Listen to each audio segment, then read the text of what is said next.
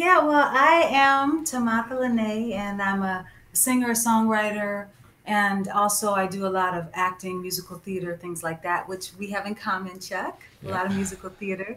I've released a couple albums. They did really well overseas, over in the UK and in Europe, and they charted over there. And so that was really exciting. And what I've been working on recently is a new project. I'm from Minneapolis, but I current just moved to Los Angeles in the past couple years, and so I've been working on learning how to produce and record my vocals and things like that. I'm married, just had a little baby 2 months ago, and so I'm really busy, and I need to be very efficient with my voice. And so that's kind of where you came in, Chuck.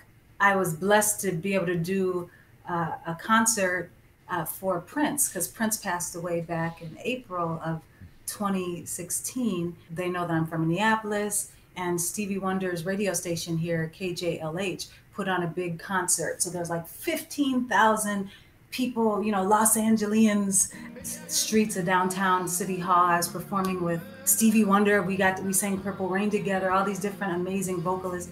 The show went well, but I knew that there were certain things I was holding back from doing vocally. Just I knew I needed to improve my technique. There were certain things I wanted to do. So being in that level and that echelon of like, whoa, these are like the top vocalists, it just made me want to up my game even more.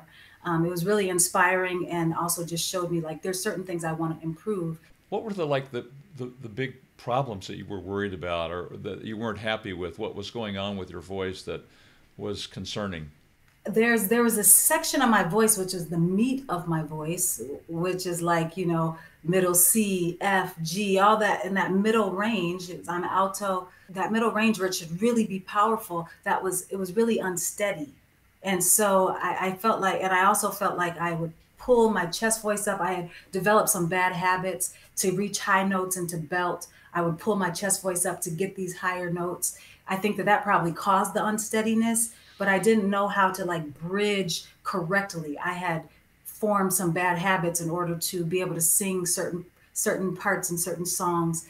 And so I really wanted to strengthen that middle area, because I just didn't like the unsteadiness I felt. I could feel myself doing certain things to compensate, to try to make that smooth out when I was performing. I could fake and fool the audience, but I knew that, I wasn't performing at getting the vocal tone and performing at the level I really should be. What did you do at that point? I mean, after your concert, just can kind of give me some background on what was the first step that you took and what happened from there?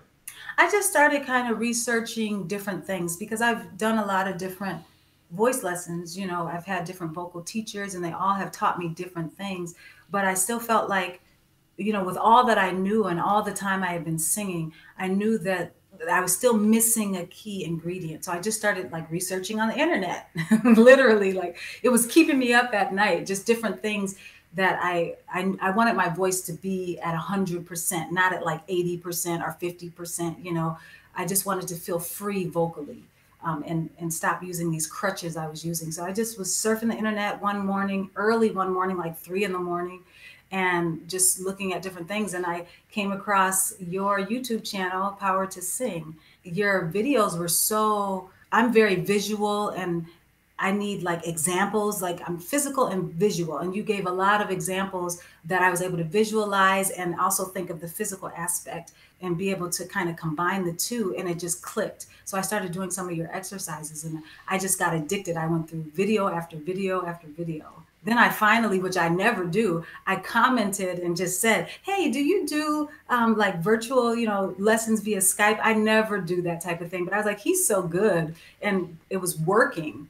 And you got back to me, and here we are. So tell me about the working part. What was working for you? Do you remember?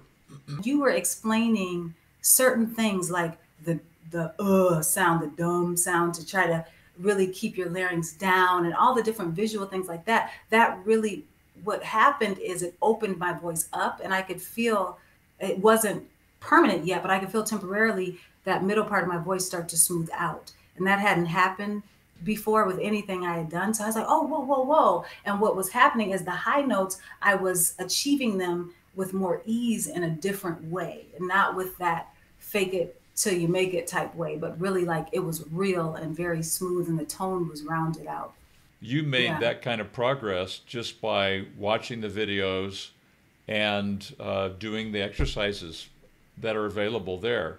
Was that surprising to you? Yeah, it was surprising because I had for years, would look at different videos on the internet, try certain things, but oh yeah, that's kind of cool, that kind of works, but nothing as much of a breakthrough as the things that you had suggested to try in the videos. Because generally, all my teachers were literally physically in the state that I was in. I know that it was definitely a unique breakthrough. Before you were having some issues, you knew you were kind of cheating your way through that middle area. What's happened now? How are things different for you? I have a recording studio at my house, and I was able to, as I'm working on this new project, I was able to achieve much higher notes than I ever had, like really high, really pure, really steady, and consistent. And so it made the recording process much faster. It gave me, I'm a vocal arranger, a vocal producer. So it gave me a lot of freedom to hit really high notes like soprano style, and then also go down and do fake like the male vocal too, so when I played the songs for people here, they're listening, they're like, oh, okay, who's on that vocal, who, what guy did you bring in? I'm like, that's me. They'll think it's a male vocal down there, Yeah. and they're like, oh wow. So I was just, my range expanded, and it just made the recording process so much better, and then I actually was blessed to do a performance for I don't know, some people might be familiar with NPR's Tiny Desk. They do concert performances like online, and then they also do a contest and a tour. So I wrote a song, performed it with a group of people out here in LA, and we were selected for the tour and the stop that they did here in Southern California. And so when I performed and did all of those songs, I felt the freedom that I wanted to feel. It sounded like pure mix and with power. Let me ask you, were you surprised that just by getting that middle area a little more solid, that it had an effect on your entire range? I was and I wasn't, because I understood, you explained it really well in the different videos, how that will, getting that middle range solidified will help your whole range expand. So I already knew that. So that's why I was just zoning in on that. It was, what I'd say is surprising, or not necessarily even surprising, but really a good feeling is when it really is true. Because, people have say a lot of things, but it's like, oh, that didn't work for me. But to actually see like, yeah, if you get this solid, then the whole range will expand. So that was, I guess it was more just a pleasant realization of, yes, this is confirmation that it's the truth.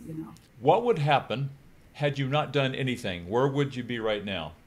Doing the same thing that I had done for for the past 10, 15 years that I've been professionally in the business, trying to put songs in this perfect key that really, I mean, you do need songs to be in the right key, don't get me wrong, but putting it in a key that isn't really the right key for me, but the key that is like comfortable around that, get me out of that shaky area. But I just had made up in my mind, I'm not going to do this anymore. I had, before I had the whole concert here in LA with Stevie Wonder and everyone, I had done like 4 different European tours in a short time period, like 1.5 year time period.